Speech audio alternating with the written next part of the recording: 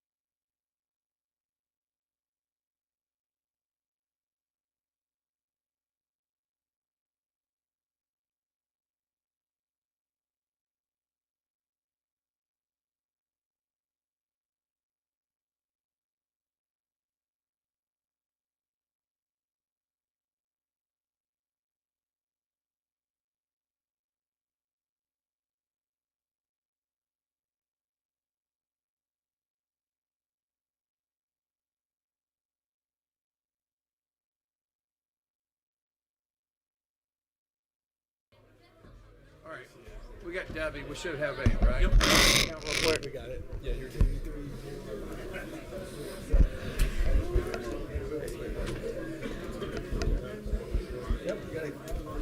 Okay, folks, after a long wait, we are going to get started. So we have a quorum now.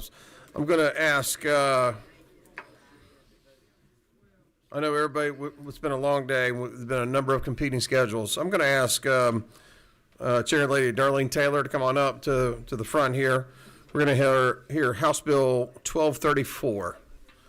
This has been it's fair to say, an ongoing issue, has it not, Chair Lady? Chairman, I appreciate the opportunity to be here and present this bill. I'm working off the LC. Hey, folks, let's keep quiet in the back, including Chairman Hitchens.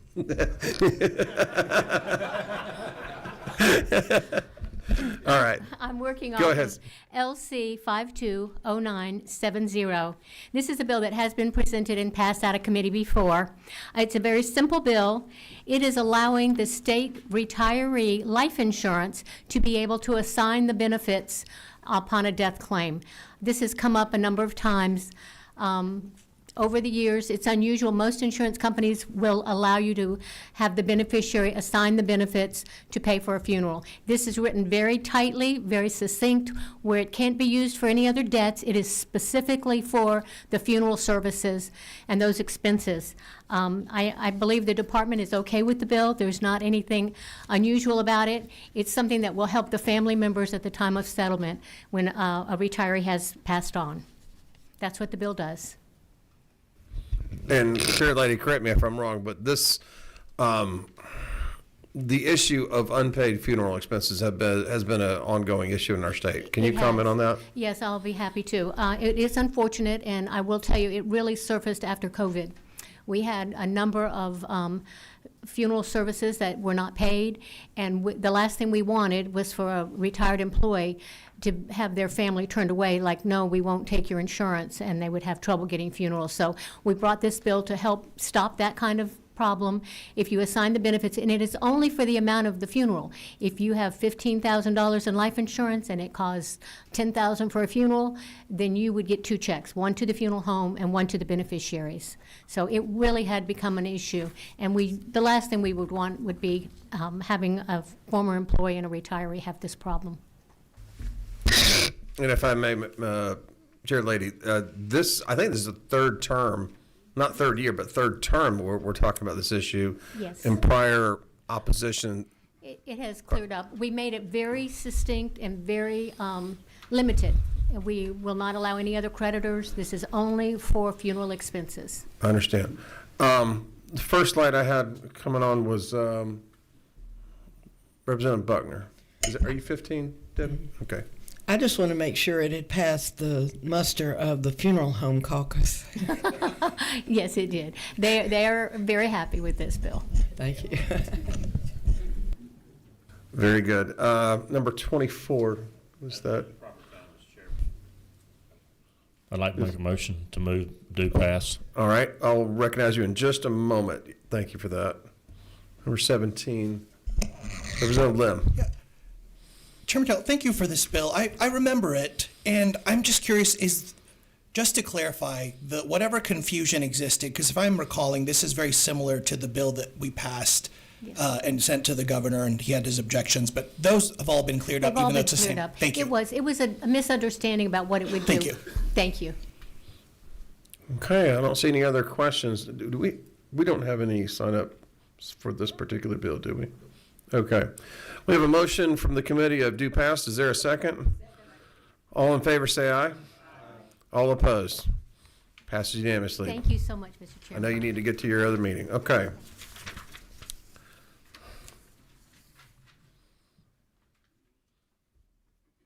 House Bill 438. Where is Clint? I can't see you behind that pole. Okay. This is another bill that's been around for a while, is it not? Yes, sir. 3 terms also for this one. So, third time is the charm for Chair Lady Taylor and I both, hopefully.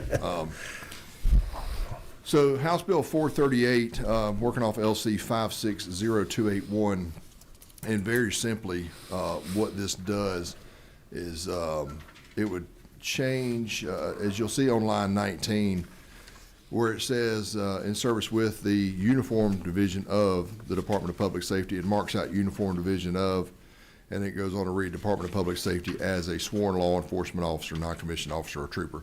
So the issue has been that the officers in the Motor Carrier Compliance Division, also known as the Commercial Vehicle Enforcement Division of the Department of Public Safety, and the Capitol Police Division have not had the same retirement benefits, being able to retire with full benefits at 55, nor have they had the same line of duty disability benefits. And you know, if this session, at least on the south ante room side, if you notice the gentleman who's usually there kind of guarding us and working that area with the dark blue shirt on, that's a commercial vehicle enforcement officer. And so if you have him and a trooper who's on the other end of the ropes down there, if both of them got injured in the line of duty, one would have much different line of duty disability benefits than the other. And it's really just a parity bill to try to get all of the sworn officers in the Department of Public Safety the same benefits as well. And it, you know, it includes the Georgia Bureau of Investigation agents, DNR, game wardens, and it just puts them all on par.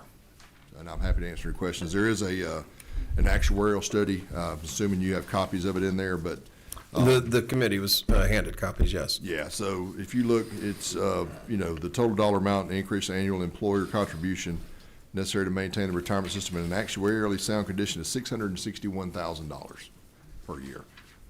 Not an insignificant amount of money. If somebody offered me $661,000, I would be quite happy.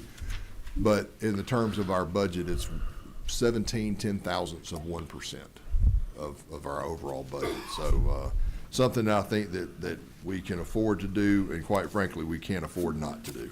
So happy to answer any questions, Mr. Chairman. Very good. I'll ask a question. Chairman Crowe, going back a little bit, this relates to, this issue goes back to where motor carrier compliance was under DOT. Can you speak to that for a moment? And Yes, pull the microphone, a little bit closer to you.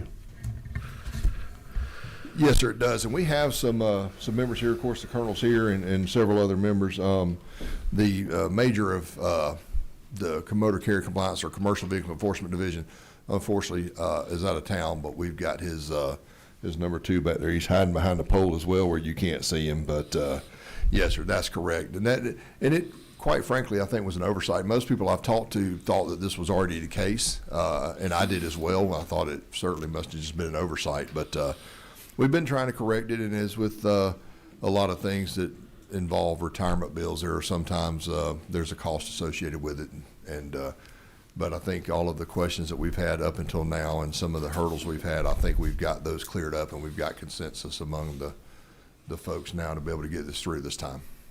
Very good. Any questions from the committee? This has been an ongoing issue for a number of years. Is there a motion from the committee? Move to pass. And a second. We got 2 seconds. Any further discussion? All in favor say aye. Aye. All opposed? Very good. Congratulations, sir. Thank you, sir. Thank you, members of the committee. Make sure you get me a rules form. I will bring it to you first thing in the morning. That'll work. All right, thank you. Okay.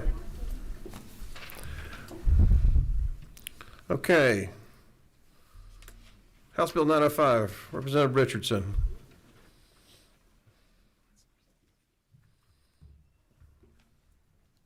Thank you, Mr. Chairman. This is HB 905 LC 5604225S. Presently, Georgia law prevents some members of the Georgia judicial retirement system from purchasing. Representative, just make sure you're talking to that microphone. Yes. We're streaming as well. Yes, sir. Oh, okay. From purchasing time they previously earned while participating in the Georgia employees retirement system. Juvenile judges in particular are not afforded this opportunity. Other classes of members have also been denied this opportunity due to the system's interpretation of several code sections governing the purchase of former time of service. This law would overcome this problem and help both juvenile judges and other members access either funds held on account in the ERS or allow them to fund through purchase of prior ERS time.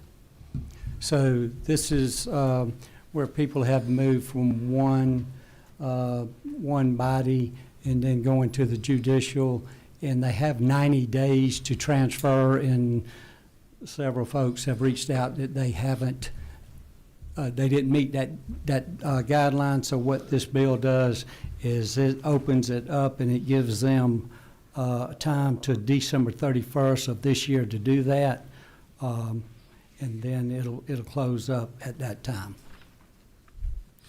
So this would be, you and I have talked about this over the summer or the fall, I can't remember. Yes, sir. But this is in regard to members that are, they probably have credible service in both ERS and JRS, and they want right. to move it to JRS. Yes, sir.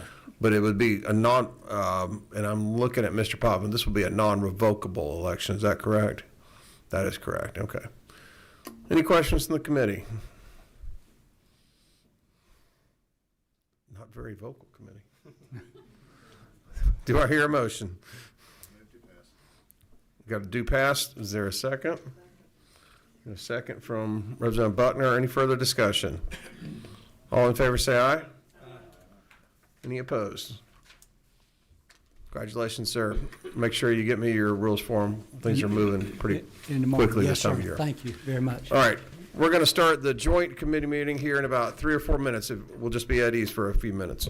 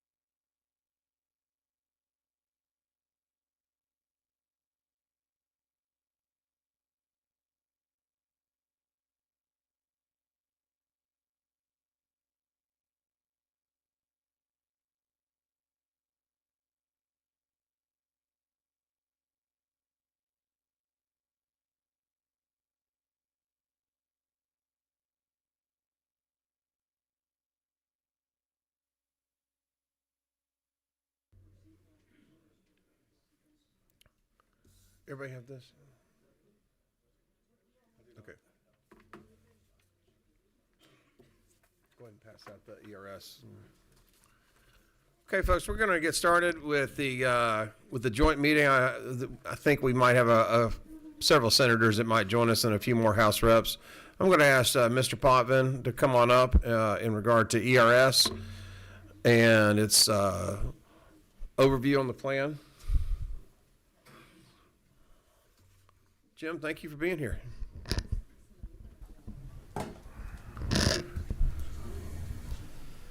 Thank you, Mr. Chairman. Yes.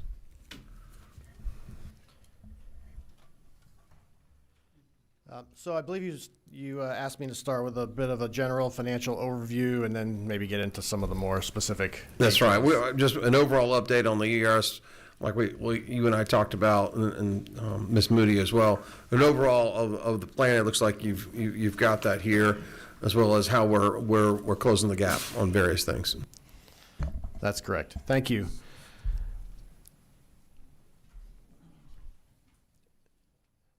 The ERS plan is made up of 3 tiers, as I'm sure you all know at this point. One we used to call the old plan, pre-1982. I call it Tier 1 now.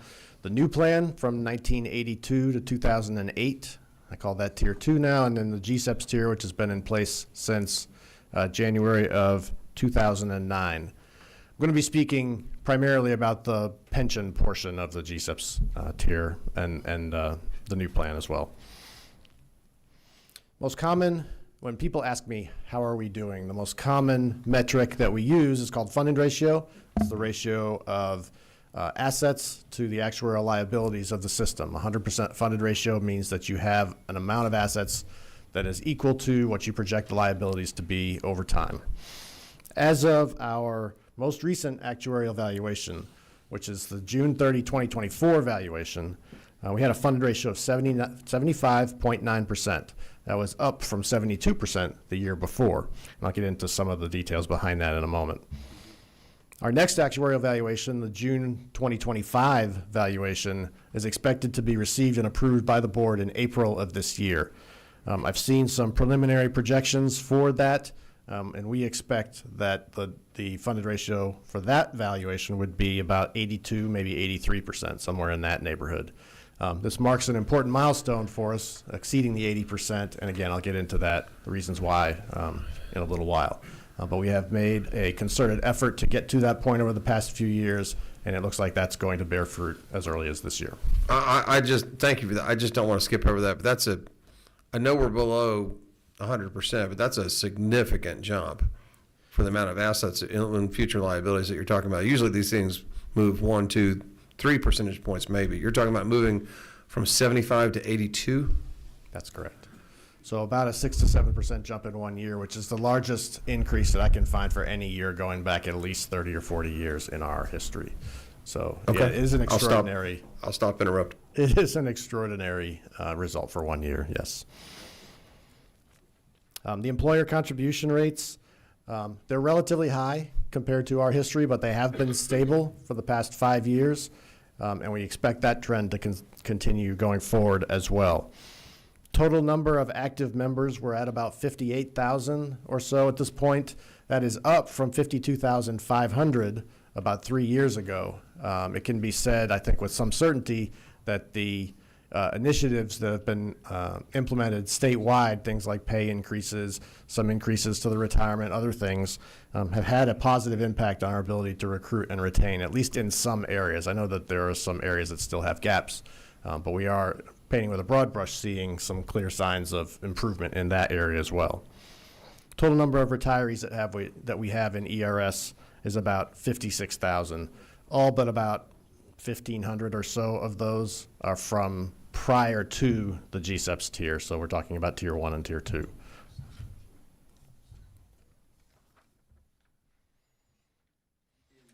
You said there's 58,000 participants still contributing to the plan and 56,000 beneficiaries as rough numbers, right? That's correct. Okay, go ahead. Yep.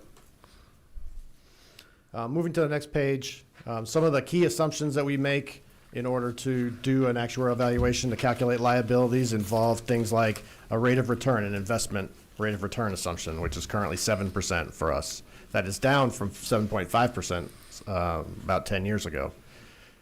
If we have an unfunded liability, as we do today, we amortize that over a 20-year period with a defined end date. That's what closed amortization means. Amortization method level dollar means that it's essentially a level payment, much like a car payment or a mortgage, rather than relying on increasing payroll, active member payroll. We rely on just a single steady stream of payments coming back. That allows us to receive dollars into the fund a little bit more aggressively to pay down that unfunded liability. I mentioned that our goal rate for investment returns is 7%. In FY25, we actually returned 12%. That was our third consecutive year of double-digit returns. So we're on a good streak right now. And so far this year, we're hovering in the 10.5% to 11.5% range right now. So things have gone pretty well on the investment side as well. Every 5 years, we conduct what we call an experience study. That's an evaluation of the assumptions that we made 5 years ago versus the experience, that what's actually happened in the intervening time. If there are significant discrepancies between our assumptions and actual experience, we make adjustments to those assumptions going forward. Key areas that we look at are things like mortality. Generally speaking, the long-term trend is improving mortality, longer lifespans over time. That's a cost to the system that we have to factor in and make sure that we're prepared to handle when we're having to pay people for a longer period of time. In previous experience studies, there has typically been a multi-$100 million sort of extra liability that we identify through those studies. I'm pleased to report that this time around, the study produced a virtually neutral result. In other words, we did not add any liability to the system as a result of this study. There were different areas. Some of them we were a little bit over, some of them were a little bit under, but for the most part, they canceled each other out. So happy to make that.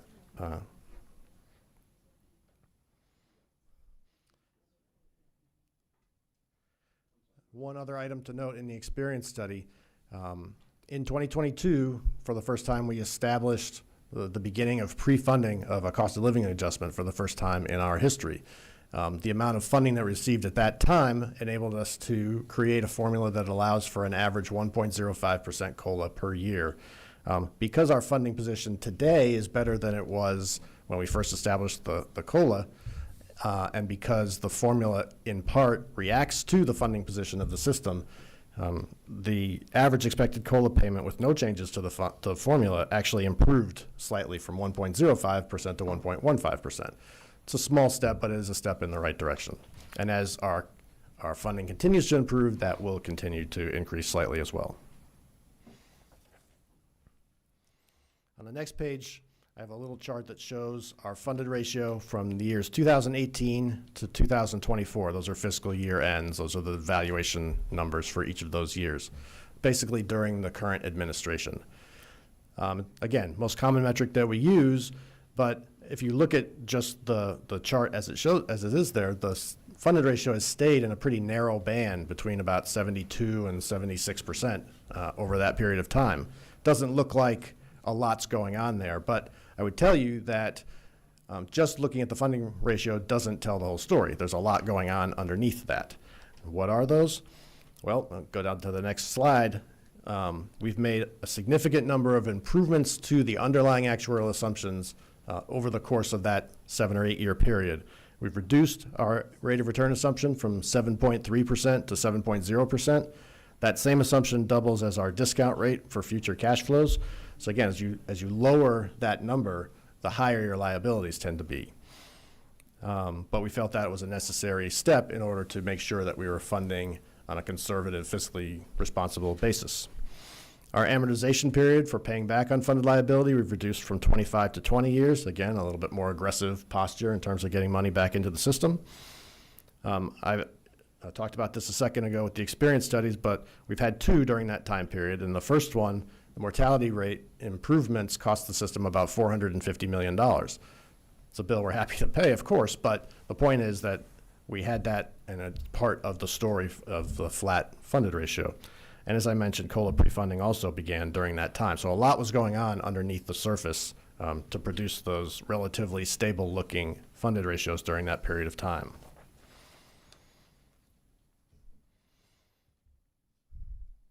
Another thing that I want to talk about that,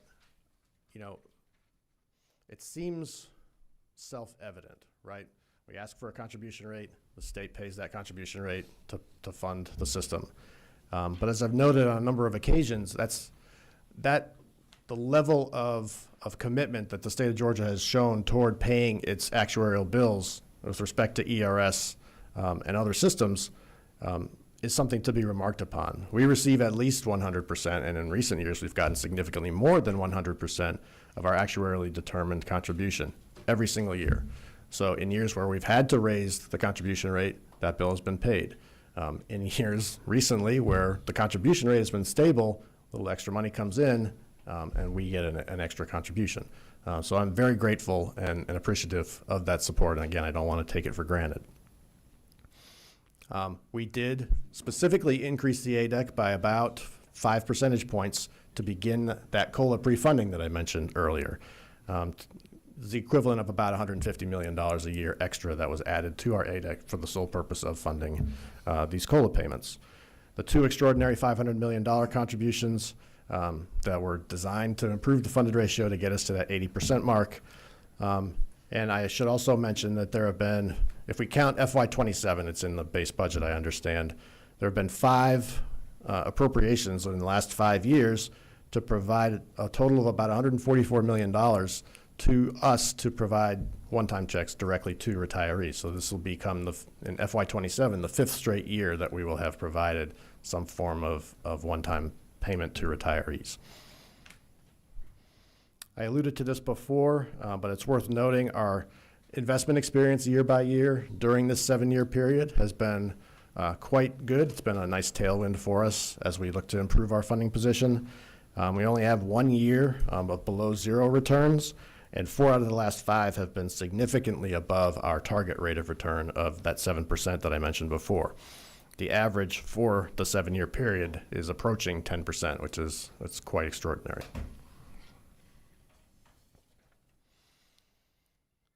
So what does that mean for the next few years? That's what the next chart, the next graph shows. The circle is where we are today. That's the end of the prior slide where I showed what we've been doing the last 7 years. The next 5 years, it looks like we're in good position to dramatically improve our funded ratio each year for up to the next 4 or 5 years. You're on this chart for projected funding ratio 2018 That's to 2029. correct. Those are fiscal years, right, Jim? They are fiscal Okay. years.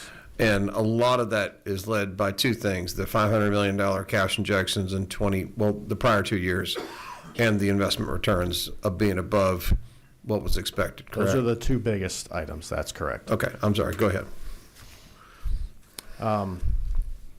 Now, I should give a word of caution. If returns hold for this year, this will be our 4th straight double-digit year. That will not go on forever. We will have a market correction or multiple market corrections. That's what history says. That is inevitable. So I don't think that things are actually going to play out exactly like these projections show today. But I think they do emphasize the fact that we are pretty well positioned right now to weather a correction in the markets and still be on a solid funding trajectory. All right. So to get into the issue of the day a little bit more specifically, I've mentioned COLAs a couple times already. We established a formula for paying COLAs in 2022. As has been noted, COLAs, the flat COLAs, stopped being paid in 2008 was the last year. We went a number of years where we paid no COLA of any kind. Starting in 2017, we started paying one-time payments. They increased over time from $900 per person per year up to about $1,800 per person per year. So we were on an upward trajectory there. And then finally, in 2022, we started getting actual funding for a true COLA, and we started being able to pay small COLAs from that point going forward. The actuarial contribution was increased by $150 million beginning in that 2022 year, and as I mentioned, sufficient to average to fund an average of 1.05% COLA, today 1.15%. The two $500 million contributions were designed to increase the funded ratio to get us to that 80% mark. Together, they account directly for about 4.5 percentage points of improvement in our funded ratio. So that's enough to get us from 77, 78% up to that 82, 83 that I expect to see in the next actuarial evaluation.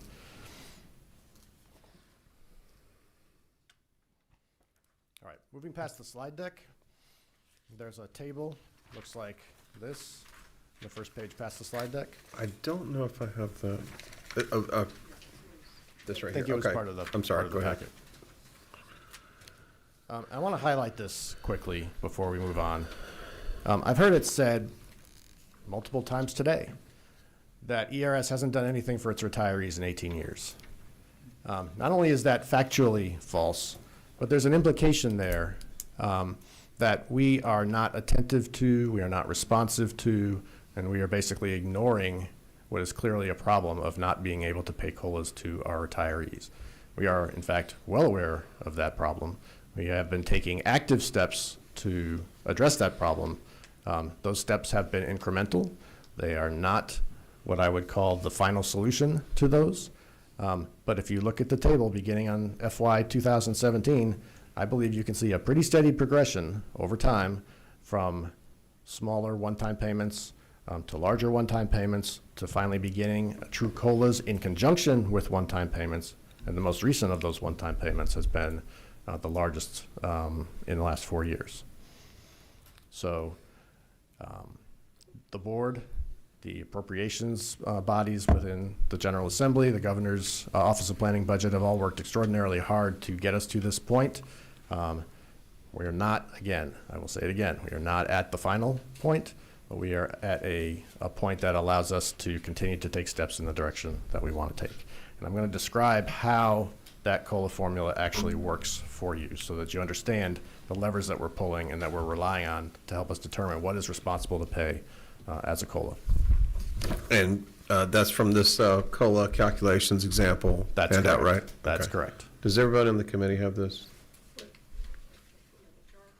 COLA calculations Pass the example. chart. Okay. Go ahead, Jim. All right, so a brief description of how the plan works. One of the challenges, it's a double-edged sword. One of the challenges of managing the finances of a large pension system is that once a benefit is in the system, it cannot be changed. So if we have, for current employees, right? So if I'm in the GSEPS tier, that the pension benefit for GSEPS members cannot be reduced. For me, can only be reduced for those who are hired after that change is made. That's why we have 3 tiers in the ERS plan at this time. However, statute expressly gave, back in 1968, expressly gave the ERS and TRS boards discretion over payment of COLAs, and we had to rely upon, in part, the actuarial soundness of the system in order to do that. So what I wanted to do with this method of calculating COLAs was be able to allow the board to manage the finances of the system and not be locked into a certain payment that could at some point get us into some amount of difficulty.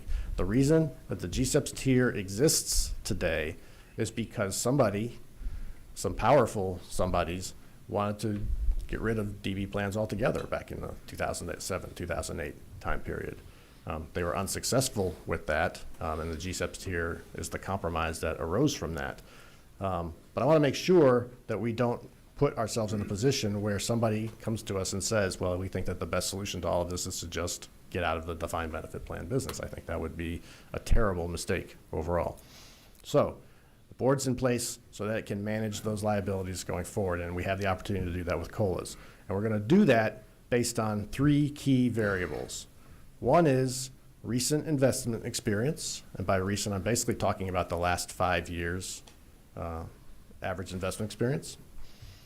We're talking about the plan's funded position as represented by the funding ratio. And we're talking about the actual rate of inflation as shown by the Social Security COLA that's paid at January 1st of each year. That's the proxy that we use for that. The specific parameters of the formula are based on the amount of funding that we have available. This is not, in my opinion, in my view, the final version of this formula. As funding continues to become available, I would like to change the parameters so that it produces bigger and better results each year. But for now, this is what we can afford. So those three items are recent investment experience or recent investment returns. Second is the fund's overall position, The funding ratio. funded ratio, and then third, inflation, which we obviously can't control. Correct. Okay. All right. So how does this actually work? If you'll indulge me, I'll walk you through a couple of examples to show you how we actually do this. So on the second page of these examples, example 1A, this is how we calculated the COLA that we actually paid in July 1st of 2005. The investment rate of return that we're looking to exceed, what we call the hurdle rate in the formula, is 6%. That's a flat number. It's a number that we have chosen, and the board could theoretically move that around over time as we are capable of doing that. The 5-year rate of return, or what we call the actuarial rate of return, was 8.45%, which is actually a pretty good number. Again, our target for the whole system is 7%. So 8.45 is pretty good for a 5-year period. Funding ratio for this year was 75.9%. That means, I kind of skipped over this, I'm sorry. Go back to page 1. There's a table that shows the relative amount of the excess over the hurdle rate, the excess investment return. The relative amount of that can be shared changes depending on the funded ratio of the system. So if we're below 70% funded, my recommendation to the board is we can't afford to pay a COLA right now. But when we're in the 70s, we can pay a COLA equal to 25% of that difference, what we call the shareable amount. Okay. So going back to our example, if the actuarial rate of return is 8.45% and the hurdle rate is 6%, we have an amount that is in excess of our hurdle rate of 2.45%. Based on our funding ratio, we can share 25% of that, which works out to 0.61% and rounds to 0.5%. I'll pause a minute to let that sink in.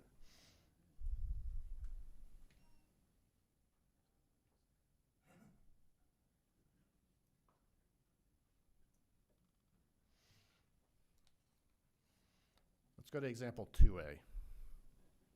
And I'll show you what I think is going to happen this year.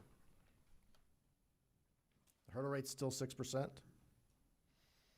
Our actuarial rate of return has actually increased. We're up to 9.9%, or almost 10%. And I think our funded ratio is going to be at least 82%. So we've moved up a tier in the amount that we can actually share based on our funded ratio, from 25% of the excess to 50% of the excess. What is that excess? It's 9.9% minus our investment target of 6%. That gives us 3.9%. Half of that is 1.95. That rounds up to 2.0%. That's the amount that I project the COLA to be for this July. I should point out that that 2% is lower than the Social Security COLA this year of 2.8%. So therefore, it fits underneath that without any further adjustment.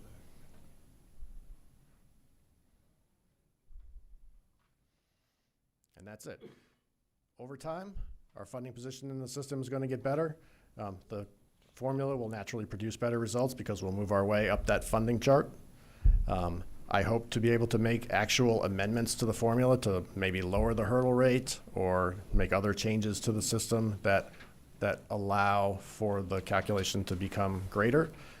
Someday, maybe we can target a 3% COLA. We know that the funding gap between here and there is pretty daunting. I think if we focus on taking steps when we can take them, we will get there. Can I answer any questions? Yep, very good. Number 21, Vice Chairman Franklin. Yes, this is a lot to take in. I know it but I is. appreciate you sharing it. I have a couple of questions. The first one, I guess, so we're on your funding ratio, the scale that you have here. looks like example 2, that's what you're projecting for this coming year, correct? Yes. But do you see that continuing to escalate up? And if so, or regressing, and if so, if it does escalate up, how long will it take to go to the next tier? Because we're at this one, we're at 82, but your next tier level is at 90, basically, right? Correct. So that's a big jump. It is. You wouldn't foresee that happening anytime sooner. Well, it depends on who you believe. If you believe my chart, my graph, the projection, it's going to happen in the next probably 2 to 3 years.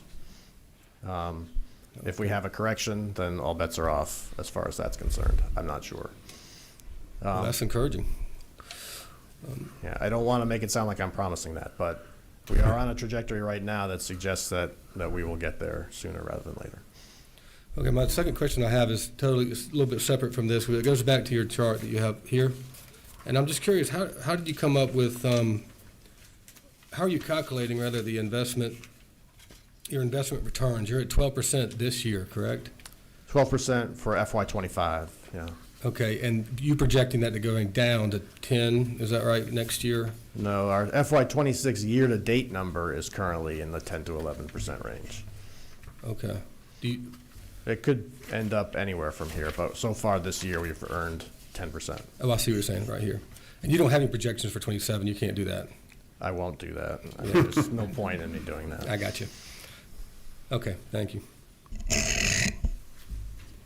Number 23, is that Representative Horner? Thank you, Chairman. Too much. Perfect. Well, I came in a little late, so I'm trying not to add in any more questions than I can, but I have a couple questions for you. What is the average payment per month for an average member under this plan? About $2,200. Okay. And so from even our best case scenario, that's 2.8%. Their $2,200 a month will go up to maybe $2,300. Under that plan, is their SHBP covered under that plan, or is that just their monthly payment? SHBP is a completely separate entity. We do take deductions from that, but the gross pension amount is the $2,200 that I mentioned before. And I couldn't find this in public record. How many state troopers are under this plan? I don't know exactly, and it depends on how you're defining state troopers, but somewhere plus or minus 1,000. Okay.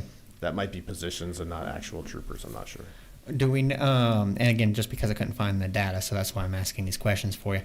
What is because those that are disabled or those hurt on the job serve a less amount of time under this plan, so they receive less benefit under this plan. That being stated, how do you know the average payment per trooper per month of, say, if you're disabled or hurt on the job? I'm afraid I do not at this time. Okay. I would have to look that up. Thank you.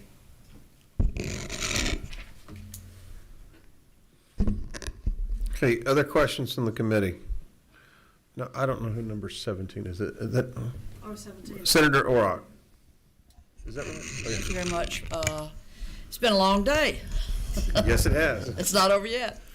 Thank you, Mr. Chair. I am extremely curious about how this approach compares to other states that have maintained cost of living, COLAs for their state retirees. And I know I've gotten different answers at different times, different years, maybe slightly different questions. But I would think that we would, as a legislature, would want to look at and understand what other states are doing, because I'm in touch with people across the country that are serving in legislatures like ours, and this, to my knowledge, and I certainly don't pretend to know everything, but colleagues that I am in touch with across the country, I'm not hearing a hubbub from their state retirees about losing a COLA. So I think it really behooves both the House and the Senate committees on retirement to educate ourselves beyond the walls, beyond these four walls, about how we compare with other states in performance and adhering to honoring the the COLA. Think of what, for our grandparents, what a COLA, if Social Security quit paying COLAs. The checks that people get have been shrinking as a result, because the cost of living is not being built in to the base. And so I really think we should, in addition to trying to understand this hurdle rate and what we've just been walked through, and it's not the first time that that Jim and I have talked about this, and I've been walked through it before, but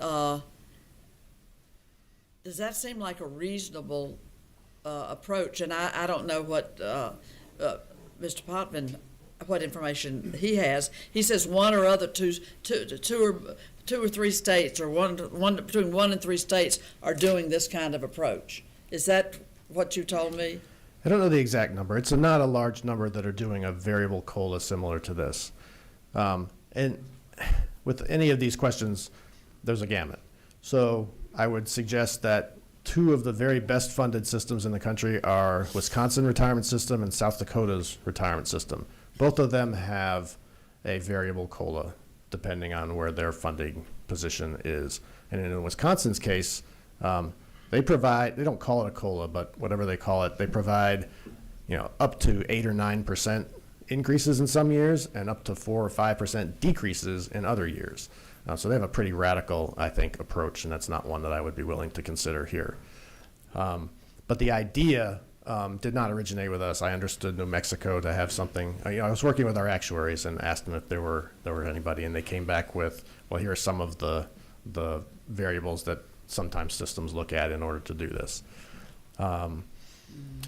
Risk sharing, what is called risk sharing as a concept, which just is the idea of variability in the way a pension plan provides benefits depending on certain factors like funding position, like recent investment returns, is a concept that has become more and more prevalent, I guess, in recent years. I would suggest that our hybrid tier is actually an early form of that.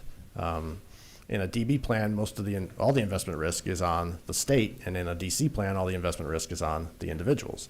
So there's your risk sharing in that sense. There are other ways to do that, primarily within a defined benefit or a cash balance framework that other states have tried as well. So it really runs a large gamut across. There are some states that have some discretion on COLAs, many don't. Many have them written into their statutes. And that's certainly a choice that they made. Now, one sort of handicap that we have now that they don't, if they've written them into their statute, they are pre-funded. They have been funding them all along for that 60-year period that we have not. So we are playing catch-up in a very real sense here. We're trying to pay COLAs at the same time that we're trying to build up so we can pay better COLAs in the future. And having those 2 goals happening at the same time, it's a big task. Nan, does that answer your question? Well, it's an answer. I'd love to, drill down on that and get information from NCSL, for example, that it covers all the states and does real good data gathering. That would be a resource to us, I think. Okay. Senator McLaurin, are you number 18? Yeah. Thank you, Mr. Chairman. Also, my apologies for being a little bit tardy today.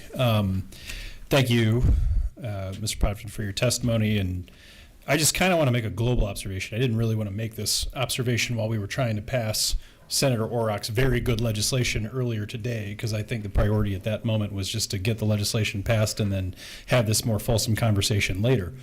But the global observation I would make is that this conversation between the fund and the retirees and, sort of the legislators who either fall on one side of the more conservative and fiscally, tight side versus the let's keep our promise side, it reminds me a lot of a dispute between people who lean their chairs back on an airplane, their seats, and the people right behind them. And, there's an opportunity to be very fussy in that situation because you think, it should be a certain way. Either people should be able, it's there for a reason, you can lean it back, or you should never lean your seats back. And then we have complicated mathematical formulas on how far to lean the chair back.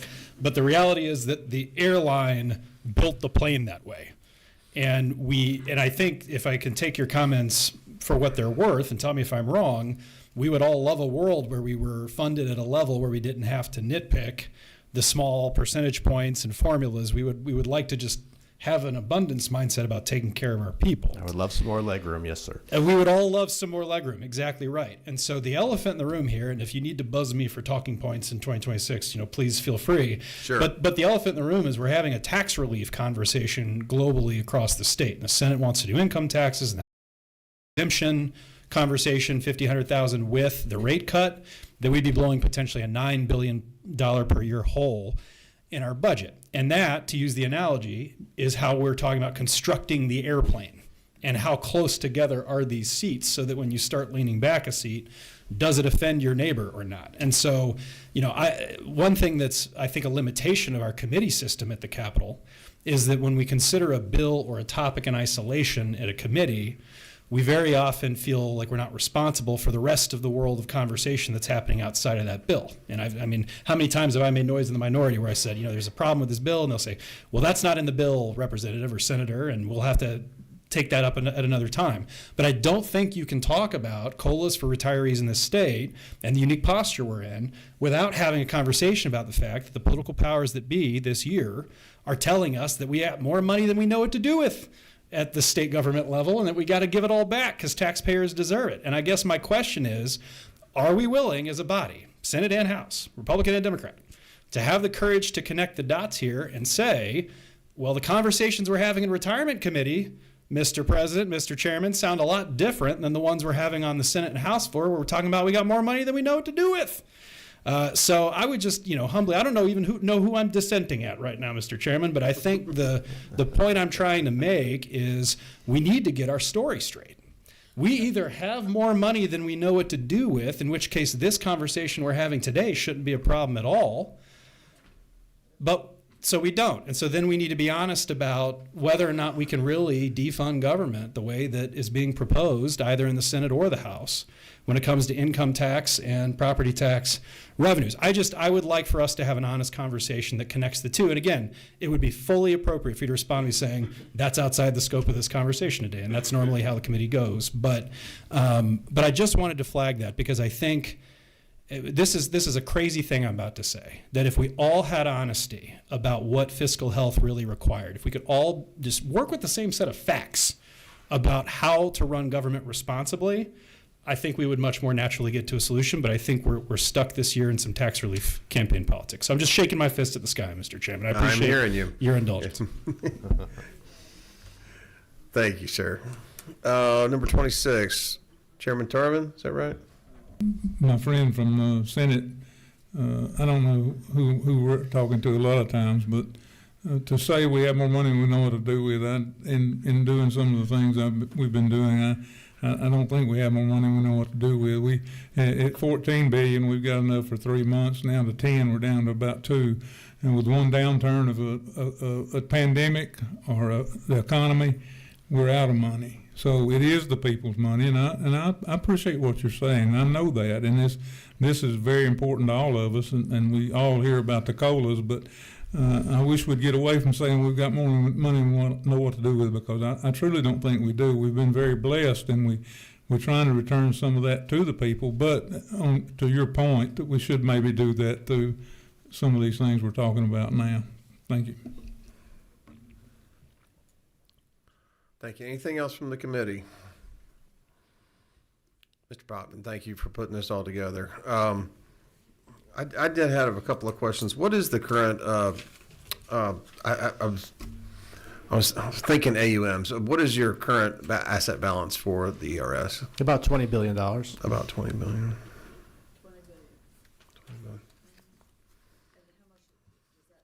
You got a question? Yeah, I'm just saying a follow-up. Just how much then does are the earnings on that? Well, he just covered it with the investment returns. Well, just Well, say 7% of that would be what, 1.4 billion?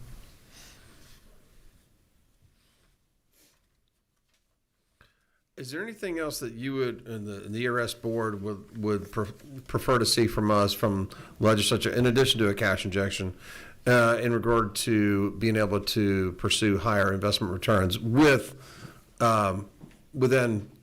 not crazy investments or anything,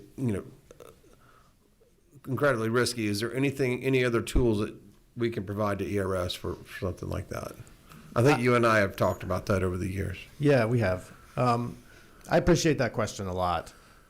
What I would say to you is the tools that we have, was it last year or the year before that we raised our ability to invest in alternative investments from 5% of the portfolio to 10% of the portfolio. We haven't taken full advantage of that as of yet. We may. That's fair. That happens over time, but It happens over time. That's right. My point is, though, I don't think, and I'm speaking largely for myself, but I don't get a sense that we're feeling constrained at this time by what we can and can't do statutorily from that standpoint. Okay. We've had results over the past, this upturn. We've had results that are in the top 10 to 15% nationally over the past 3 or 4 years. That's a hard result to complain about. So I think we're feeling okay at the moment. Got it. Okay. Any other questions for Mr. Potvin? Your light. Representative Buckner. Thank you, Mr. Chairman. If we've got 20 billion, what number would it have to be where we could comfortably fund the COLAs that everybody wants so desperately or needs so desperately? Well, that answer is in the I know, but tell me, because I'm formula. not sure I see it. 100% funded would be the ideal situation to be in. As the formula stands today, that $20 billion is not sufficient to fund the general benefits that are promised by the GSEPS program and the new plan and all of that, plus the level of COLA that we want.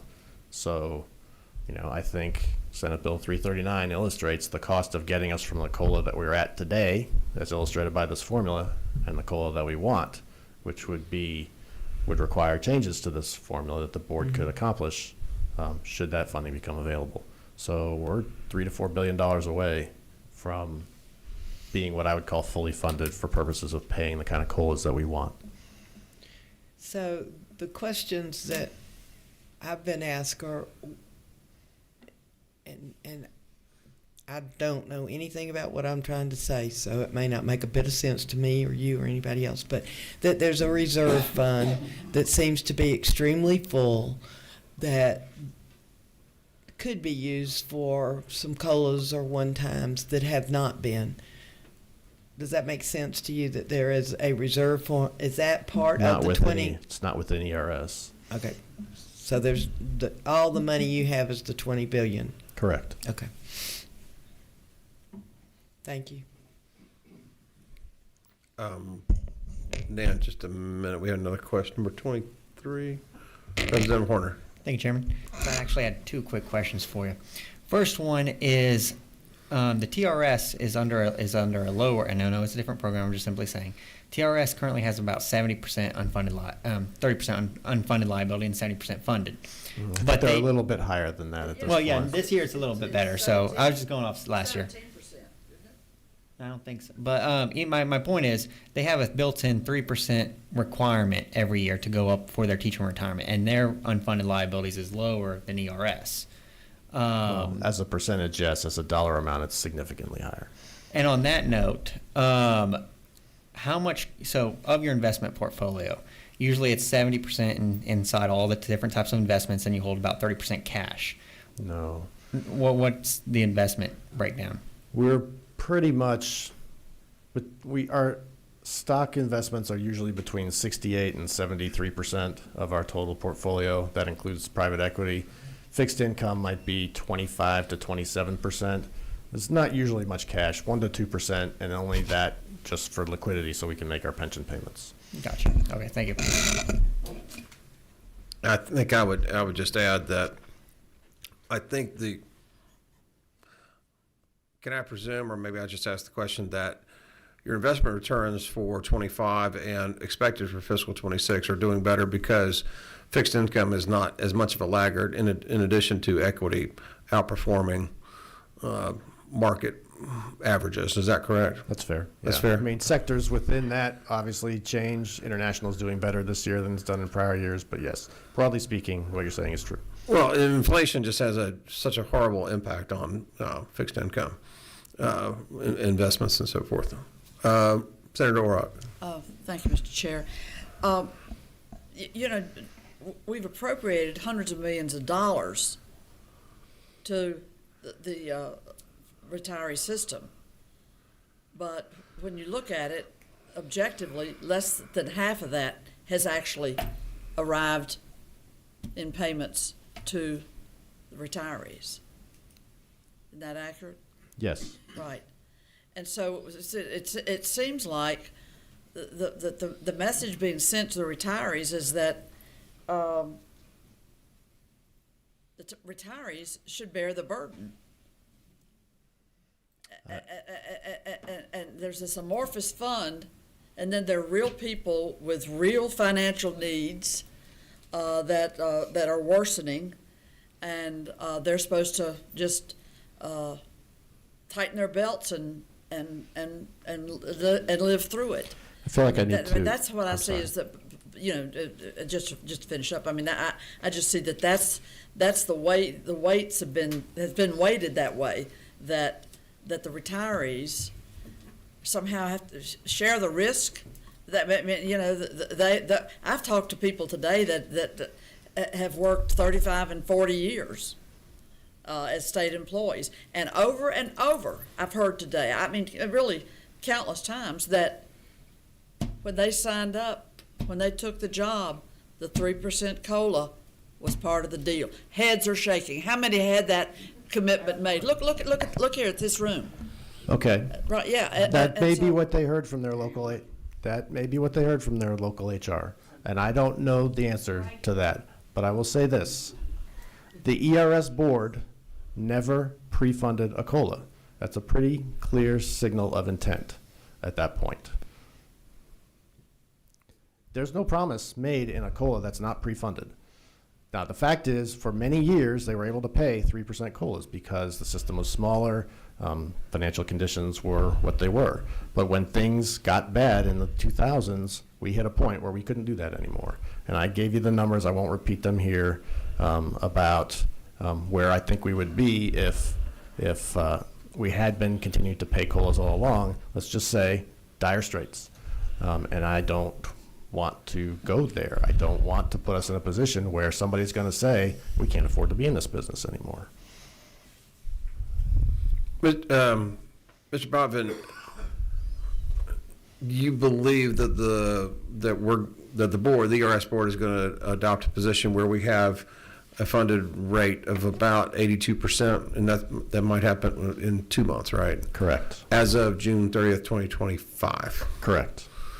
And based on, unless there's something horrible in the market, which is always possible, you're expecting that rate to go up for 2026. Yes. That would be approved in April 27, correct? Yes. To Senator Orrick's point in regard to comparison, and I think what Dan is talking about is benchmarking. How does our funded percentage for our state employees defined benefit plan, ERS, how does that compare to other states? I like to compare to North Carolina a lot, but Yeah, that's a good. how do other states across the Southeast in comparable sizes, how do they compare? How do we compare to them? We're similar to the median. The median changes from year to year. It's currently in the upper 70s. I understand. So we're slightly below that, and we're going to be slightly above whatever the number is next year, I believe. But we're close to the state median. But again, to compare us directly to North Carolina or Virginia or Tennessee or whoever is dangerous in that there's more beneath the hood, so to speak, how that number gets created. So if we just remember that, then you can take me at face value and say, yes, we're pretty much in the middle of the pack. Okay. Any other questions from the committee? We have some more speakers, and I know we have a lot of people that have driven a long way to be here. It's been a long day, and we're going to hear them out as long as it takes. Mr. Bodman, thank you very much. And I trust you're going to stick around for a bit, right? I will. All right. Thank you to everybody on the committee. I appreciate your time. Thank you. We have a number of speakers that have signed up. If you want to speak, I know that it's 5:15, but we're going to listen to everybody here that's signed up. And I'm just going to go in order. Eddie Henderson. And on deck, I like baseball. On deck is Sammy Young. If you want to go to the podium or the table, either one. Thank you, Mr. Chairman. Looks like you got a book there. Go ahead. Thank you for the opportunity to address the group. Really appreciate the opportunity, and thank you for the work you've done. Thank you for the Senate Retirement Committee for passing 339 today. So I am Eddie Henderson. I worked for DNR for 36 years. My last 7.5 years, I was colonel over the law enforcement division.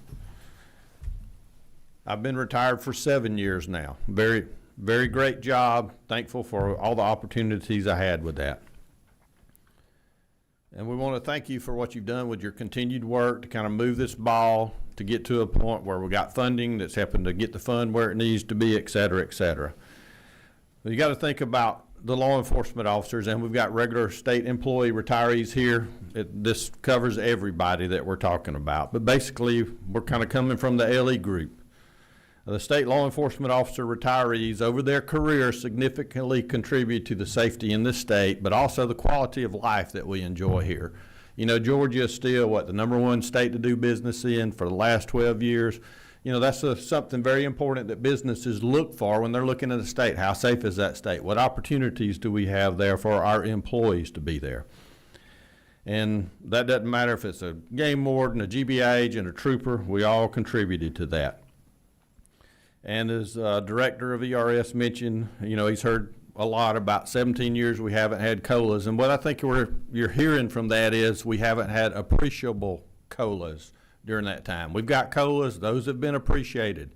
The one-time payments, they have been appreciated, but we're looking at is just like Senator Ornick said earlier, when we come through the process, I'm telling you, our personnel services give us an employee handbook that said when you retire, you can look at having a 3% COLA. And everyone sitting in here probably can tell you, yes, we had that. It was in my retirement book. Our personnel services told us that. So that's where the employees are coming from with that. You know, we understand when there's a huge economic downturn, where there's things that happen, that can cause problems with that. And we appreciate ERS keeping that fund solvent. But, you know, we're now to a time, as you've mentioned, if it is true there's $9 billion in undesignated surplus funds, we're asking for those COLAs to be funded, so to speak. We're not asking for the fund to be insolvent, but we're asking for that to move forward. And over the years, during my career, all of our agencies had great working relationships together. We collaborated together a lot. And just for example, there's a lot of sacrifices by officers that have been made. I'll talk about the more significant ones real quickly, but every officer that has went through a full career did not come out unscathed at the end for all the death and destruction that they had to see, had to deal with, etc. And what they're asking is, let us retire in dignity, have financial security. And the loss of these COLAs that everyone anticipated they were going to get has caused a big gap. A lot of these folks probably have a third less purchasing power through that period of time than what they had when they retired. And there's a lot of factors with that too. So during my career, just within DNR, we had 4 officers shot. Most of those were mistaken for game, so to speak. And only by the grace of God, they survived. We had 5 officer-involved shootings during my 36-year career. A lot of times people may not equate that with game wardens, but all these law enforcement careers, and we're going to mention that today, carry that burden of, I may not come home today. Their families carry that burden. I may not come home today. So when we were all going through the process, going to get hired, you look at that retirement package, and that was a huge retainer for folks. You're going to get a COLA. At one point in time when I started, you're going to get a merit increase. Those went away. It was replaced with pay for performance. That was never really funded. But still, we hung in there because we think, well, when we retire, we'll probably be okay. And part of that also was that we were like in the we're going to pay you later group. You're not making much money now. I started in '82, $12,500 a year. I was proud to have that job, proud to be there, because that's what I wanted to do. I wanted to give back. So when we were looking at that, you say, well, that's not much salary, but hopefully over time when merit increases, we'll get to the point when we retire, we're going to be guaranteed a 3% COLA. That's what we heard. It may not have been exactly the case, but I would feel like every officer sitting here today will tell you, and every other state employee, that's what we understood. So that's where that's coming from the individuals that are here. Real quickly, kind of going through like within DNR, just real quick, Corporal Leon Tucker, Lowndes County, shot by a turkey hunter. Out on foot patrol, 3 other officers were on, game wardens were on that same piece of property, out on foot, and that's normal, out in the middle of nowhere, no access to a vehicle or anything else. He was shot in the inner thigh, femoral artery hit, and I'm telling you, it's by the grace of God that he's here today, being able to walk this earth. That was over 22 years ago, so he was in that 17-year window that we keep referring to as employees that has continued to back up, back up, back up. Another officer with us, Curtis Wright, crossing a railroad track, and all these are in full open areas. They weren't concealed or anything else. Got shot with a 7mm .08 in the abdomen. He survived that by the grace of God, I'm telling you. That's been over 18 years ago. So he's been in that same window of not getting any increases for his salary to look after himself, his family, or anybody else. So their purchasing power has been decreased greatly. Also have with us Corporal Darrell Worth. Would you stand up? Corporal Darrell Worth, working Greene County, walking down a woods road, turkey season. Hunter in concealment shot him. By the grace of God, that was not worse than what it was. He was able to finish his career out where these other officers were not. Then the next, with DNR, Sergeant Damon Winters, if you would stand. He's working another job now since he's retired. But he had a heroic waterborne rescue of 7 individuals off the Georgia coast. And if he had not been in the position he was, at the location he was, there's 7 individuals today that would not be here. He did that rescue by himself on the coast, in the ocean, with extremely hazardous conditions with the way the waves and all get down there. And we're just scratching the surface here with that. Well, also, Agent Bert Davis with GBI, if you would stand. He had 2 separate incidents in his career, and quickly. He was shot while working an auto theft investigation and undercover operation. And then years later, he was working with Special Agent in Charge Sonny King, attempted to serve a search warrant in a rural area when SAC King and Chief Deputy of the county were shot. Bert advanced the bad guy using a shotgun. He ended the threat that was there. SAC King died at the scene. The offender also died, and the other officers recovered. And then Agent Johnny Cannon, I've worked with him in the field when I was in South Georgia as a baby game warden. He was working with other agents on a SWAT call out in Lincoln County when he was shot in the head by a barricaded gunman. The other 2 agents were also shot. Agent Cheneyfield was shot in the chest. SAC Ingram was shot in the upper thigh. The offender was fatally wounded. Johnny Cannon later retired as SAC of the GBI Cargo Theft Unit. Trooper Young, he was working on New Year's Eve when he was stopped a DUI driver in a remote location. The offender gained control of his flashlight, brutally attacked him, beating him in the head and face area, badly wounded. Trooper Young wrestled the offender and tried to draw his handgun, but the offender was able to take that from him. All the blood that was in his face and his eyes he couldn't see. So he was able to get distance from the offender. The offender shot in his direction, and fortunately the assailant fled the scene. He was hospitalized, went through several surgeries as he recovered from an extraordinary, brutal attack. And I'm just scratching the surface. There's a lot of other officers that are sitting here today that have been through similar situations. He retired as a lieutenant and assistant troop commander with the Georgia State Patrol. Since 1911 with DNR, we had 10 officers killed in the line of duty. And I looked this up online, I think it's correct. Since GSP was incepted, 31 troopers killed in the line of duty and 6 GBI agents. So that, to me, that's significant. Every officer that goes out there every day is putting their life on the line. These officers out here today have also done that. So it's something just as a consideration. Some other things just to think about from the law enforcement perspective. Dr. Ben Stone with Sigma Technical Wellness recently gave a presentation at the Georgia Public Safety Training Center.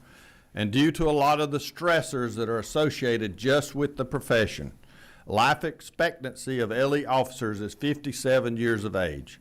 And this is a recent study. That's compared to 79 years of age for the general population, a 22-year gap. Heart attacks are 45% for law enforcement officers under the age of 45 compared to 7% in the general population. And I attribute that to all these stressors that are associated with the job. Law enforcement officers in the U.S. face a significantly higher risk of suicide also compared to the general population. Studies indicate that roughly 54%, that's 54% are more likely to die by suicide than a civilian. And listen to this, data from 2016 to 2022 shows an average of 180 officers annually taking their own life. That usually exceeds the number of officers in the U.S. killed in the line of duty. Those are big numbers, and I think a lot of that comes to what's with the job.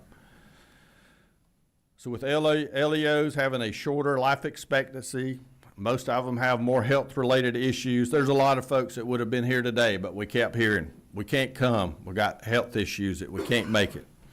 And those are all on these fixed incomes that they've been on for a while.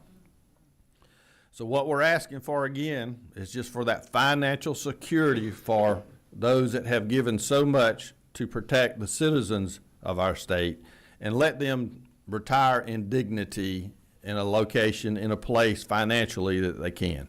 So the request is what was passed with Senate bill and the earlier committee is get back to that 3% level at least with the COLAs.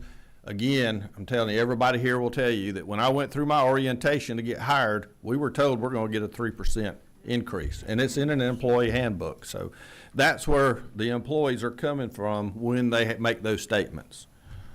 So let's connect those dots. Let's build the ERS airplane so it's got plenty of leg room to be able to do this. Let's see if we can get the funding to be able to do this, and we get that. Thank you again for your time. Thank you, Mr. Henderson. I had a question over here. No? Okay. Number 23, I think that's Mr. Representative Horner. Thank you, Chairman. I have a question. It might be personal, but I'm not trying to be personal. I'm just trying to make a statement of you're asking us to live off X amount of money. And what I'm asking is, of your members that have been hurt in the line of duty and the ones that stood today, who's willing to, age of how long you served the state, and what are we asking to live on monthly? Is anybody willing to make that statement? I'm sure that some of these here today will be glad to tell you. Because I want to check this number. Yes, sir. Retired trooper Danny Blevins. Well, we're if you don't mind, come to this podium right here. The only reason I trust we can all hear you. I trust we can all hear you. It's just that we're streaming this and recording, and so that's why I asked you to speak into the microphone. Just to state your name real quick, and then the representative's question. Retired Georgia State Trooper Danny Blevins, North Georgia. I retired in 2011 after being injured in the line of duty. I drove up on a crash. A subject had left a methadone clinic. He had turned his vehicle upside down the railroad tracks. I got out, took him into custody, herniated the disc in my lower back. I was forced to retire. I was short of the time frames in the Georgia State Patrol to get my full retirement. I didn't have the 18.8 or 18.7, whatever you had to have, so I went out with a lesser amount of time. I currently draw approximately $3,200 a month, and with my wife and children, we take out health insurance. my approximate salary after I pay my insurance every month is probably around $2,900 a month. Thank you. Thank you, sir. Any questions for Mr. Henderson from the committee? Okay. Senator McLaurin. Thank you, Mr. Chairman, and thank you so much for your testimony. I want to go ahead and thank everybody who stood up and everybody who's here today for the courage it takes to put your story out in the open like this. Because I know you're proud of your service, but it takes an extra step to actually show up here and participate in this process. So thank you. I would assume it's not just the money, but it's also about the dignity, and it's about the promise that was made. And if you could speak a little bit to the dignity piece of it and what it means to have the promise kept, I would love to hear more from you about that. Sure. You know, the opportunities that we had, I think everyone here, no matter if it's a law enforcement officer or a regular state employee, so to speak, that's here, we all were committed to the job. And being in law enforcement, it is a lifestyle. And it's like a whole family is involved in that lifestyle, especially the folks that have been here any amount of time. Because most of the time you get your calls at home, you just get home, you're taking your gun belt off, you get a call, you got to go back out. Midnight you get those calls. It's like a constant thing for that. So far as the dignity piece, you know, they give their lives to this state. And when they get to the point where they can't make ends meet, most of them, as we get older, the opportunity to have a second job like we had when we were coming along, not making much money, making ends meet, that's less and less. So they need to have that dignity with their families and their communities to be able to get out, enjoy their lives versus worrying about how am I going to make this next payment. Okay, I've got this medication bill over here. Now what are we going to put together to get that? We got to take it away from this bill. Those are the things that I personally am talking about when we talk about them having their dignity and their financial security in retirement. Thank you, Mr. Henderson. Thank you for your service. Sir. Absolutely. Sammy Young, and then after that would be Mr. Burt Davis. Thank you, Mr. Chairman and committee. Thank y'all for what you do every day. I can't, Colonel Henderson there pretty much summed up my remarks on what I went through. I was just going to put a personal touch on it about getting beat in the head with a heavy impact weapon, which was my flashlight, north of Swainsboro on January the 1st, 1994, and required 321 stitches. I was met at the hospital in Savannah after being life flighted down there by Colonel Hitchens, the older Colonel Hitchens, who was my captain at the time. And anyway, so a few surgeries later, my wife didn't recognize me when I got home. Plastic surgeon did it, but I said, "It's me, honey." But I was allowed to go home and see my 2-year-old son who got to know me. He's now serving in the Coast Guard up in Alaska right now. I don't think he's going to get paid this week, but anyway, but it just puts a personal touch to it. There are many heroes in this room today that you'll see amongst you, and had several heroes come to me that night, local and state heroes, and they put their life on the line every day.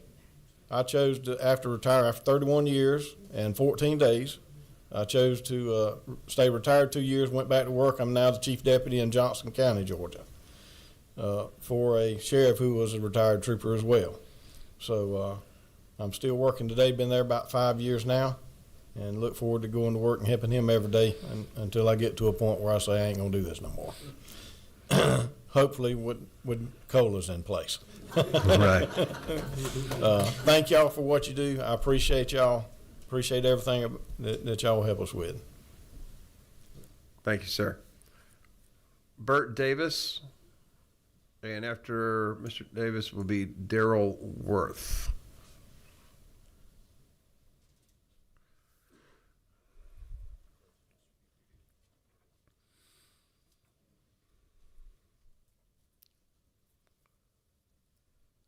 Let me tell you a little bit about how I came to work for the Bureau. I never applied. Jimmy Carter was governor, and at the time he was in the process of trying to split the State Patrol and the GBI. and he was laying a foundation for the Bureau that we have today. I'd been a deputy sheriff and a police officer my last 2 years of college, working at night, going to school in the daytime.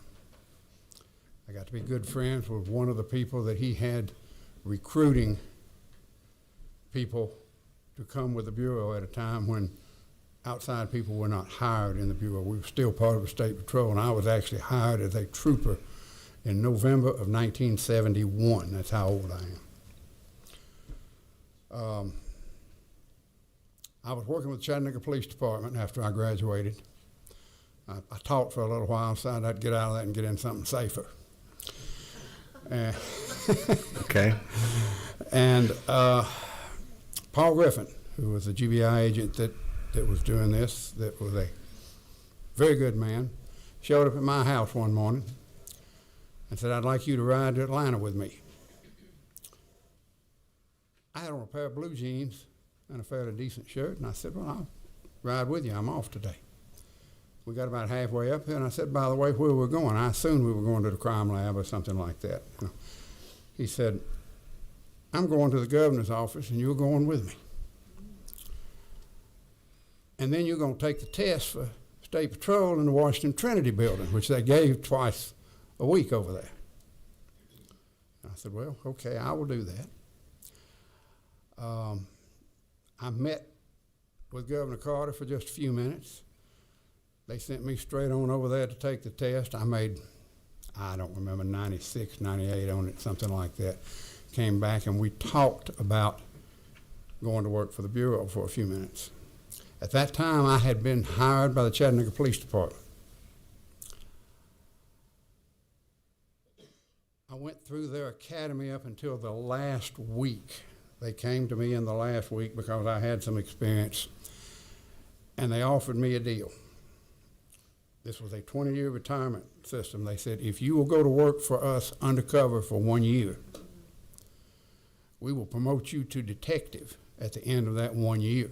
Mm-hmm. And that would have made me just about the youngest detective in Chattanooga. At that time, I was making 20% more from Chattanooga Police Department than the troopers were making. And I explained this, and this series went on. I did not take the job. A few months later, Paul asked me to come back up there and meet with them. Governor Carter was tied up. We spoke for just a moment or two, and the rest of my time was spent with Hamilton Jerden.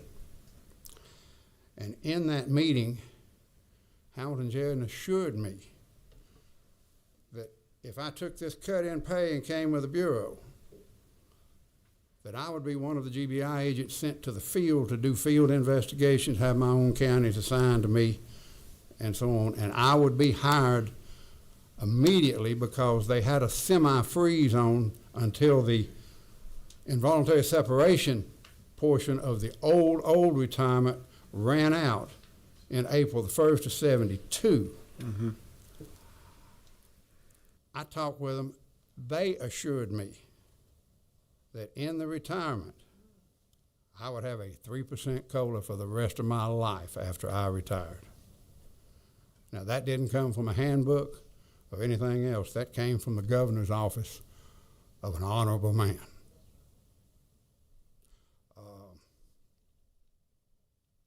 Unbeknownst to me, they'd already done my background. And when I agreed that day, they hired me. And that's what put me in the Bureau.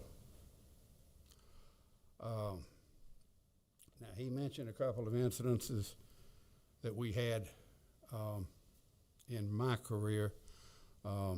Keith has asked me to touch on the last one just a little bit more to explain to you some of the stuff that we faced during that time. The incident in Morgan County was a gentleman that we had two clans at that time, what we call the real clan and the baby clan. We used to go out and do this mess where we'd go to clan rallies and stuff like that and make sure nothing happened, and they'd burn crosses and carry on. But then in Georgia, there was a segment in three parts of the state, and that area being one of them where we had really honest-to-goodness, vicious, hateful white supremacists. This individual that I had the incident with was such a man. He was a Vietnam veteran that taught survival to Klan members. He, after his death, we learned of instances that he had done to neighbors that we did not know about and were never reported, where he had a gun shop and a residence. He would kill the animals of children that got on his property. In one instance, a person came to the sheriff after he was dead. They were so scared of him and said that his 2 children had been behind his gun shop, and he caught them there. He walked up into the yard, picked up their puppy, stabbed it with a knife, cut its guts open, and threw it up on the porch and said, "Don't ever come back on my property again." Now, that's the type of individuals that we dealt with from time to time. His crime on the first one was he and his brother-in-law murdered a black man for dating a white woman. Now, whether or not there were other instances that he had against this couple or not, we don't know. But they were in a truck. He was riding shotgun, literally. His brother-in-law was driving, pulled up beside the car, shot and killed him. We investigated that for 4 months. The key to that, we would approach him at his residence. He would come out the back door with his hand on a 45 and talk to us in the yard. "If you ain't got a warrant, get out of here. I don't want to speak to you." We had 2 agents go up there and try to talk to him during the investigation. Both of them were met with that, and we knew that we were going to have, if we ever had an altercation with him, an altercation right in that instance. And I'm trying not to run along, but you need to know the facts on this, and if you want me to cut it really short, just tell me and I'll shut up. But about 4 months later, we were working on his brother-in-law, because that was the key to breaking him, because we weren't going to break him. His brother-in-law was found on a dirt road about 25 yards from his truck with a bottle beside him and a clean bullet hole in the back of his head. What we surmised is that our target decided he would take out the only witness against him, and him being a gunsmith that worked on guns, he said, "Let's go test this gun. Go set this bottle up," and killed him. We worked around and got enough for a warrant on the brother-in-law case that we were going to that day. Sonny King was the closest friend I had. He and I were in GBI school together. The reason we were in the second GBI school is because they sent all the newest people to the first one, and those of us that had been on a little while, they sent to the second one. We went by, got the sheriff and the chief deputy.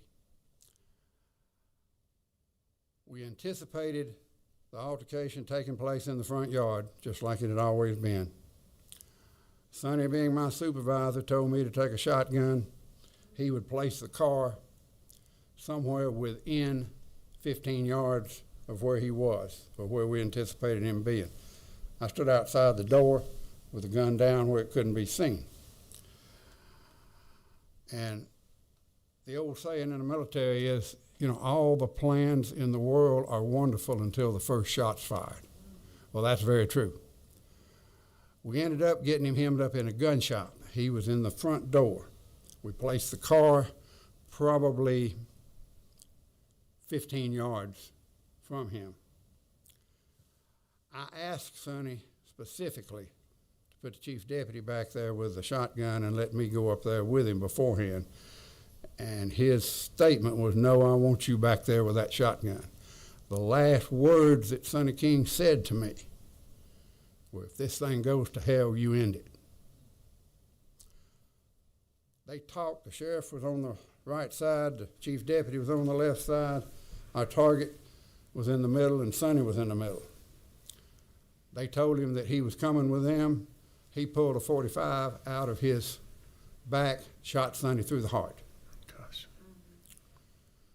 Sonny was good enough with a gun to where when he saw him moving, he drew his gun and fired.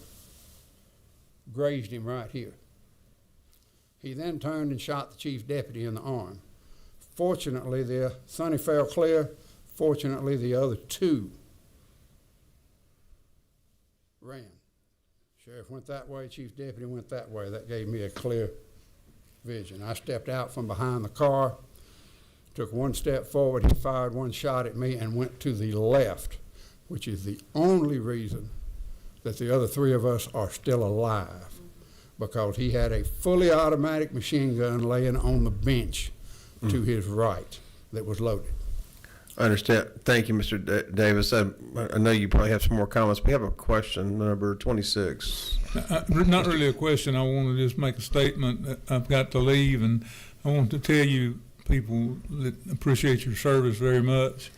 I'm not leaving out, but I got to go to game fishing park. And today we had so many meetings pile up, and we would normally have more people here than that, but I will promise you that I will, not that I can do anything about this, or any of us may collectively can, but I promise you I'll watch this entire testimony this weekend. Well, thank you, sir. I'm just about finished, but and I don't tell this lightly, because I'm going to tell you, when Keith asked me to tell this story, I told it to him, and I thought back, and this is the first time that I've told this story in probably 15 years. It's not something I relish reliving.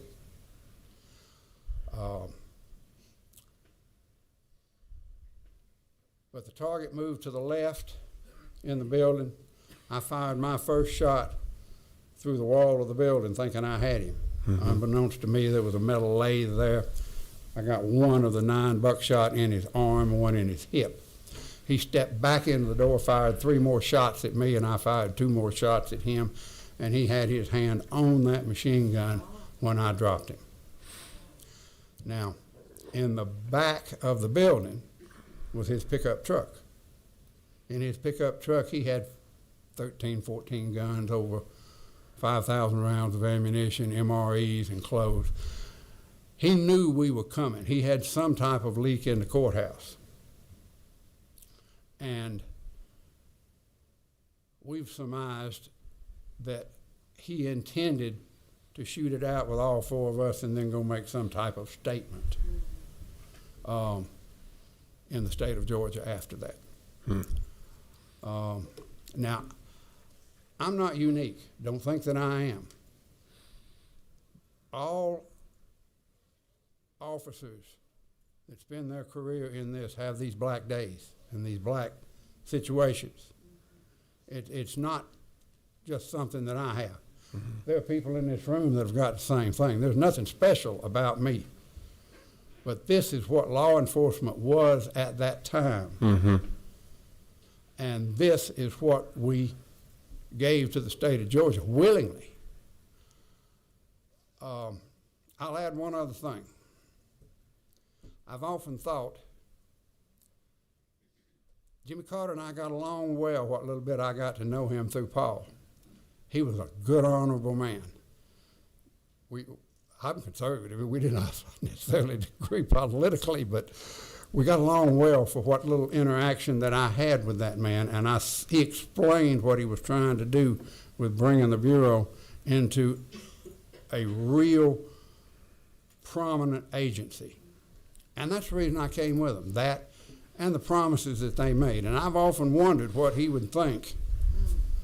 And this is no fault of yours and no fault of ours, but about the fact that we were promised a 3% COLA that we counted on, and it was taken from us. Any questions? Any questions for Mr. Davis?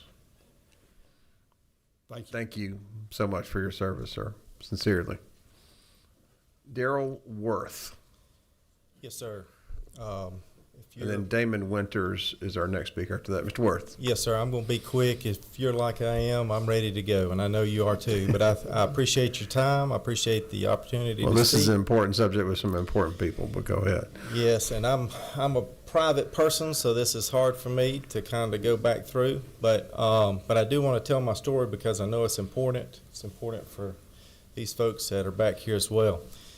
Started my career in '93. Went to work for Henry County Police Department while I was trying to pursue being a game warden. Took me 6 years to get on, but that's what I wanted to do. Got on, and I worked Greene County, very rural area. The incident took place on my behalf back in April 1st of 17. We most of the time we're by ourselves. But I was probably 6 miles from a paved road. I was probably a mile back in the woods. Nothing's routine. I laugh when people say, routine stop, routine stop. There's nothing about routine about what we do. But found a vehicle. I was familiar with the property, had been on it multiple times. These guys were habitual violators. I was going into what I thought was going to address a couple turkey violations, maybe check a couple licenses. They were in there hunting turkeys illegally. I always, when I'm by myself, which thank goodness we have CAD systems now, but we can leave a digital trail. But ran the tag number, ran the subject's information through our Go Outdoor system to where if something did happen, they would have something to start with. That's the way I think.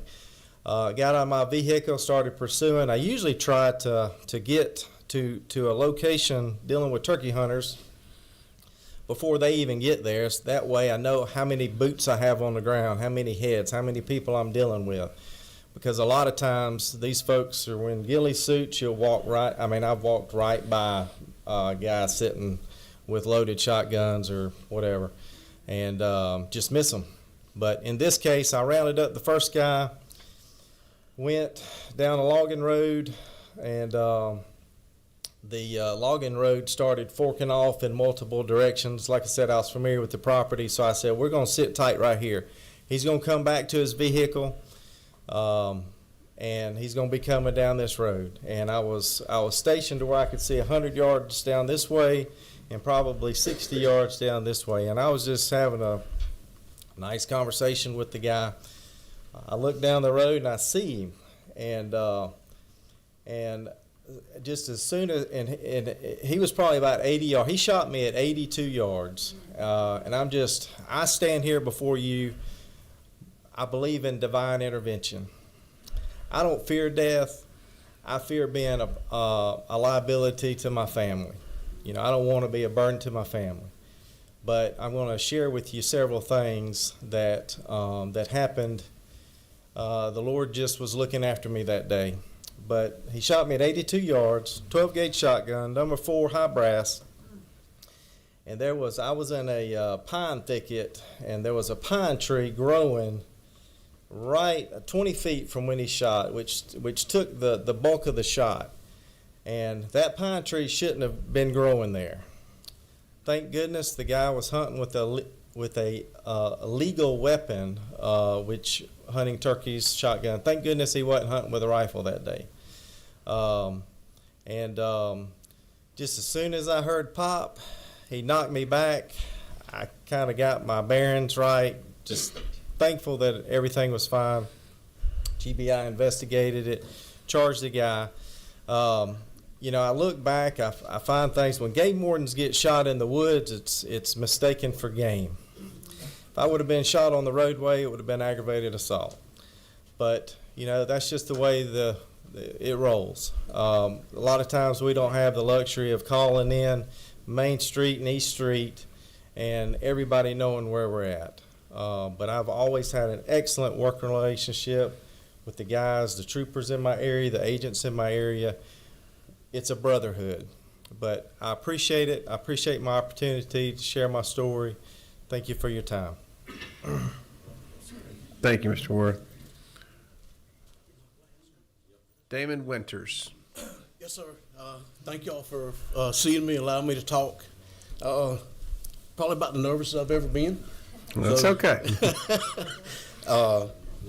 I started with the Game and Fish back in 1988, and I was hired on to give me a chance. At the time, I was the youngest uniformed game warden in the state, and 32 and a half years later or so, when I retired, I was the longest serving uniformed officer in the state. The Game and Fish was good to me, best job I ever had.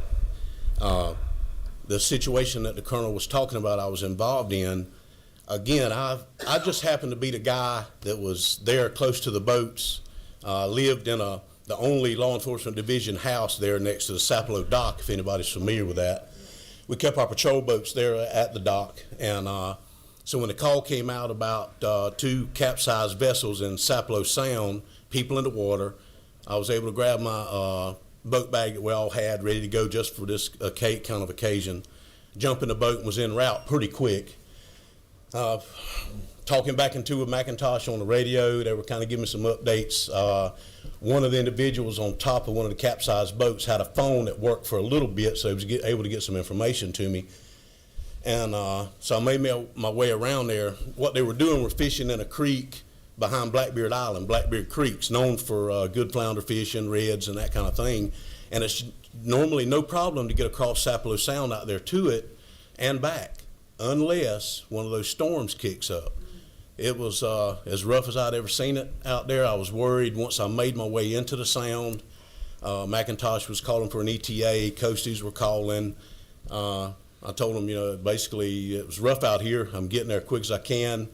And worried that I wasn't going to be able to see them because the waves were so big. I was taking a lot of water over the bow, hard to see, and I actually caught sight of one of the boats, the bow of the boat bobbing up and down.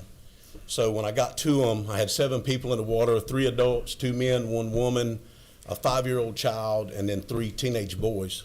The mama and the child, the 5-year-old, were on top of the boat with the daddy kind of hanging on to the side of the boat. The other 3 juveniles and the uncle were around the other boat that was capsized. They were fairly close together, but I had a problem with the wind being so strong. When I tried to approach bow first, it was throwing me around. So the only choice I had to keep the boat straight enough where I could get a hold of somebody, because I'd have to leave the helm, to get there to them and pull them in. I had to turn the transom back around, my stern, into the wind, which actually, with the T-top on the boat, kept me fairly straight. So I was able to come alongside the mother and the child and the daddy that was on that boat and keep it straight enough, worrying about, I got props now facing my victims in the water. So you got to be careful, you don't want to cut your victims up with your own props.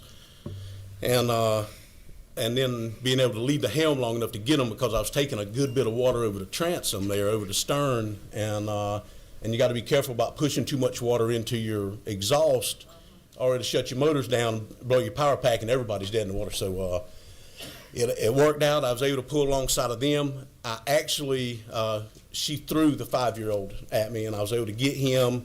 His lips were blue, hypothermic. It was freezing cold in summer, if you can imagine, when you get under those cold winds and those storms. So I put him there right in front of the helm, and was able to get the daddy in then. And once I got the daddy in, I had somebody that could help grab folks for me. We was able to get the mama in. Then we maneuvered the vessel. I was able to pull around and get up alongside close enough to get the other 3 juveniles and the other man aboard. And I'll never forget the 5-year-old. He's right between my legs there. He looked up at me and he said, "Are we going to be all right?" And I said, "Bo, as soon as I can get us to the hill, we're going to be just fine." And so I dropped the hammer and headed in, let McIntosh know that we had all the SOBs on board, souls on board. And fire and rescue was coming out at the time. They met me at the back of the Sound. They had a little more advanced life-saving equipment on their boat, so I was able to transfer the mama and the young child over to their boat. All I had was I had one of those little space blanks to put around him, but the mama and his lips were both blue. And then come to find out, he had to get flew to Savannah because he had taken in a little salt water and was in danger of expiring because of it. It's a secondary drowning is a term, I think. But they were able to do good.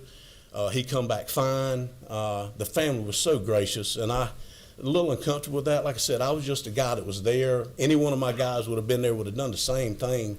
When did this happen, Mr. Ward? It would have been 2018 now, Gene? 2017, 2018. There in McIntosh, I was assigned McIntosh, Long, and Wayne. Okay. And but matter of fact, like I said, the families kept in touch, brought me more shrimp than I could eat, and just very appreciative, man. And I was glad, good Lord, no doubt about it, guiding that boat, keeping that darn thing straight long enough for me to leave the helm and get them in to begin with was that's the only way I can explain it. Okay. And that was happy, turned out happy, and you feel exhilarated after you get over to being scared to death from during this time it was happening. And again, like was said earlier, I'm not unique. All these men and women that wear the uniform have got these experiences. Like I said, over a 33-year career that I had, you see a lot of people that's having their worst day. You try to remember that. And I know we got a call to a southeast county, Georgia County. Sheriff said he needed help. What do you need, Sheriff? We work as close with the sheriff's offices as you can. I'm working with Sheriff Ramsey Bennett now in Pierce County as patrol commander. He called me needing some help, and after the third hurricane just about hammered us. Of course, before I moved to the coast, hadn't a hurricane hit Georgia in 100 years. 3 of them hit while I was down there. And I had my stuff packed and had my time in, so I said, Sheriff, I'm coming home, which I was 25 years game warden there in Pierce County. And game and fish officers become a part of the community. Everybody knows the game warden. So was at home there, all the youngers and grand-youngers are there. So I come back home, and I've been working with him for the last 6 years now, since I retired. And but the sheriff in that South Georgia County called needing help. He had 2 children drowned in a bar pit. He needed a boat. You go over there with the boat, get in the bar pit. It's not too hard. It's not a very big area, big as y'all's chairs right here. And we put the boat in. We recovered the 6 and 8 year old boy. Okay. And we had to hand those young'uns over to the daddy. He insisted on carrying his sons up, putting them in the ambulance. And like I said, what do you say to a family going through that? You share that pain with them, I guess, and it's just God awful. What else can you say? And you see these boys in blue back here. They run up on these crashes the same way. We work those boat wrecks. It's horrible, but that's what the state pays you to do. That's your job. So you get up and you go handle your job, and you do the best you can. So I appreciate y'all, what y'all do. God help you. I know what it is like solving problems, man, and anything y'all can do. I am so grateful for the retirement I get from the state, and now that along with my pay from the sheriff's office, I don't have to worry about whether I'm going to pay the power bill or if I got to find somebody doing a roofing job this weekend that I can help out and make money, or doing some framing work where I can help them and make some money to pay the power bill, or get some new cleats for my daughter because she's playing softball, that kind of thing. So I'm blessed. I'm blessed with the retirement. I earned it, I feel like. I turned in 6 years of leave that I didn't take with the state. And I'm dedicated to the job, but I was so thankful that they took a chance on a 21-year-old that just got out of the Army that could have went either way. Sergeant Ralph Shepard was our training coordinator in the first academy that went through Forsyth. And I went up for Ranger of the Year about 3 years later after I'd graduated the academy and was signed to Pierce County. I was turned out on my own. And he was up there. I did pretty good on the board. I didn't win.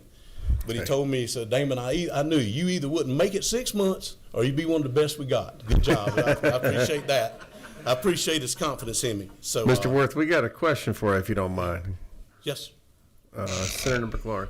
Thank you very much, Mr. Chairman, and thank you so much for your story. I mean, Yes. I don't want to be repetitive, but I think one thing I'll say is we don't get the opportunity to hear stories like this very often. I mean, I was just telling Senator Orrick, I could sit here and listen all night just because we get in these committee rooms and we'll pass bills quickly. We'll talk about them for 10 minutes and then move on. And it's a very rushed process a lot of times. And I think as legislators, we don't get a very fulsome opportunity very often to interact directly with the folks who are given their everything for this. And so, it's also easy to say thank you for your service. I mean, we talk to veterans and law enforcement all the time, and it's very easy for a politician to say, hey, thank you. But it's a different thing to listen to these stories. So I just want to emphasize how much of a service and a gift you're giving us today to give us the opportunity to interact directly with this, because I don't think it's possible for us to make an informed choice on something like a COLA or any other policy decision without really feeling in our bones the very human aspect to all this. So I just want to say thank you for the gift. Yes, sir. Absolutely. Thank you. Thank you, Mr. Ward. Yes, sir. Damon Winters, was that? Yes, sir. You were Mr. Winter. Okay, thank you very much. Yes, sir. That was. We're just chatting. Okay. Very good. So candidly. Well, in the sense of bipartisanship, I can't agree with the Senator McLaurin, which I never thought I would say, but to hear these stories, it is so many times we're just looking at legislation and so forth, and it's eye-opening to hear the real stories from real people about the sacrifices being made across our state.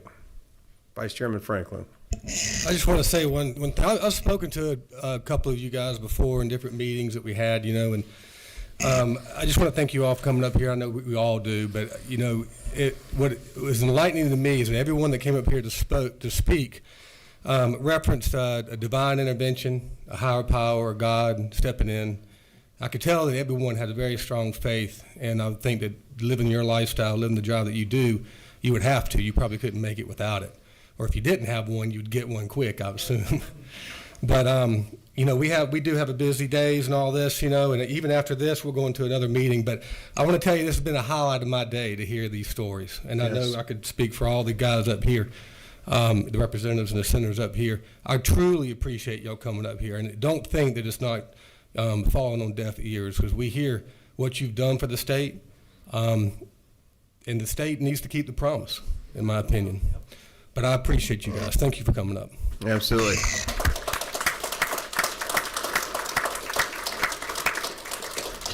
I just want to echo on that.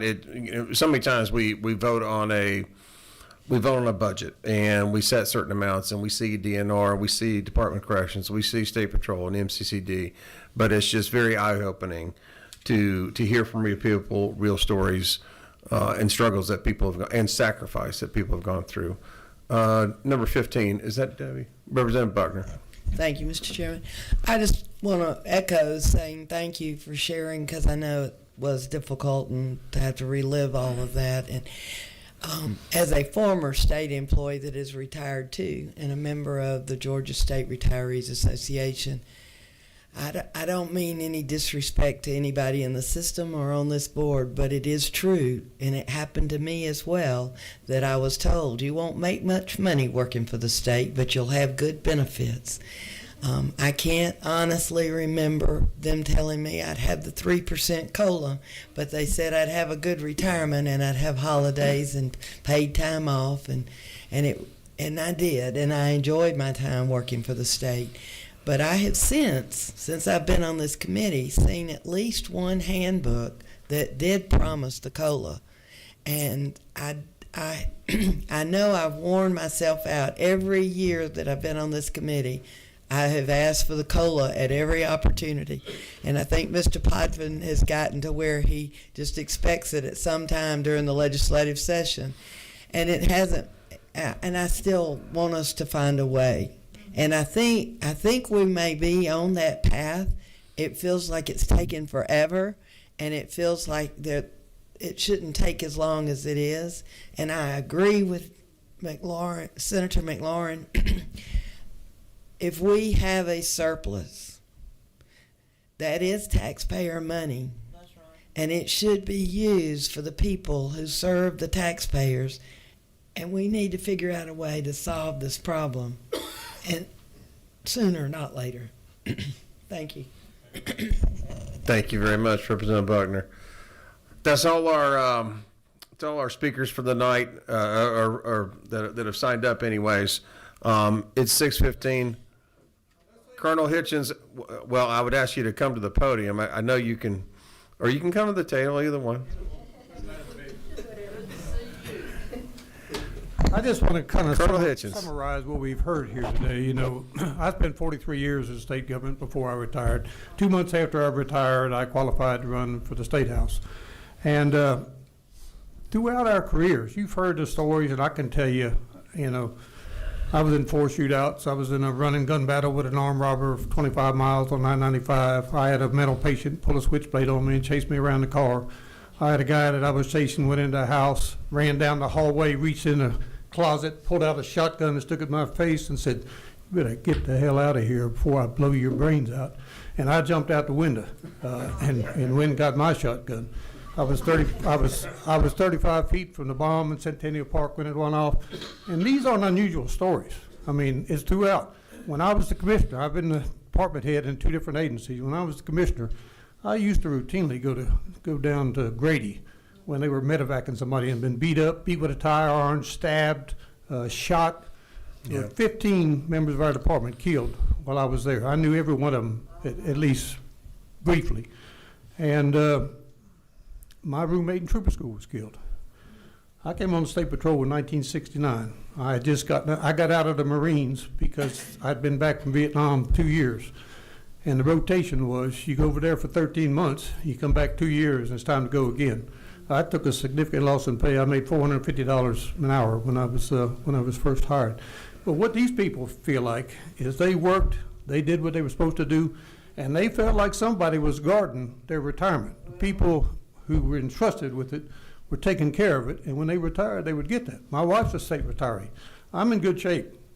I mean, I was the department head. I got a good retirement. I was a senior officer in the military. I got a retirement from them. My wife's a retired state employee. We both get Medicare. But what I feel sorry for is I had a lot of people in my agency back then who made $25,000 or $30,000 a year, radio operators and license examiners, and they retired on a pretty meager retirement. And you know, over this 18 years, that's over 50% that they've lost.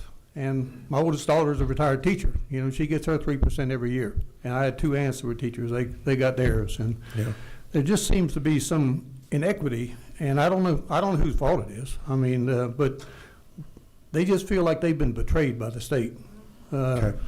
You know, as long as they were milking the cow and getting the milk, everything was fine. When it went dry, you know, it's kind of push you aside. And that's all I got. Any questions? I know y'all are tired. Any questions for the Colonel? This is an important subject. Thank you, Colonel. Sure. I just want to thank everybody again for coming here. I just one more round of applause for all the sacrifice and service to our state. And I know Chairman Williams couldn't make it, Senator Williams, but I hope this is not end of the conversation. I sure hope this is the beginning of the conversation on this. So thank you very much for coming. I know a number of people have a ways to go home or to a hotel or what have you. Appreciate you being here. Meeting adjourned.